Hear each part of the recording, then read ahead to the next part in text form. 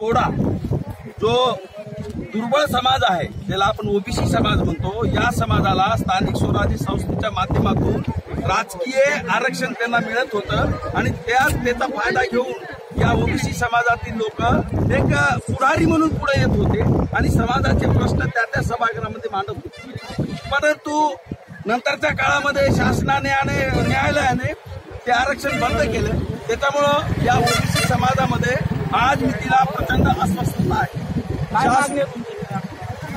आज जे सुप्रीम कोर्टाने ओबीसीचं अतिरिक्त आरक्षण रद्द केलेलं आहे, त्या बाबतीत राज्य शासनाने त्वरित फेरी याचिका दाखल करावी आणि या वंचित व दुर्लक्षित समाजाला न्याय देण्याचं काम तातडीने करावं। ओबीसीचं आरक्षण रद्द होत आहे, तिथं आम्हाला महिला म्हणून तिथं आम्हाला राजकारण करण्याची संधी भेटत होती। महिला म्हणून मी एक महिला म्हणून ओबीसीची महिला म्हणून ग्रामपंचायत, पंचायत समिती, नगरपालिका त्या ठिकाणी नगरसेविका अशा पदावर आम्ही राज्य करत होतो।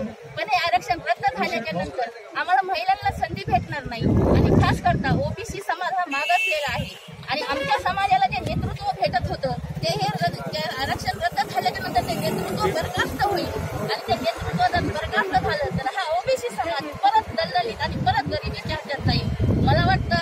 आणि हेच तर हे राजकीय आरक्षण तर रद्द केलंच आहे, पण भविष्यात आम्हाला अशी भीती वाटत आहे की आमचं शैक्षणिक आरक्षण जर नाही रद्द केलं तर आमच्या लेकरांच्या जे नोकऱ्या वगैरे लागायचे थोडे बहुत चान्सेस असतील तेही कमी होऊन जातील आणि अगोदरच ओबीसी समाज जो समजा परिस्थितीची नाजूक आहे तो लेकरांना शिकवू शकत नव्हता, पण ह्या स्कॉलरशिपच्या जीवावर त्यांचं शिक्षण होत होतं।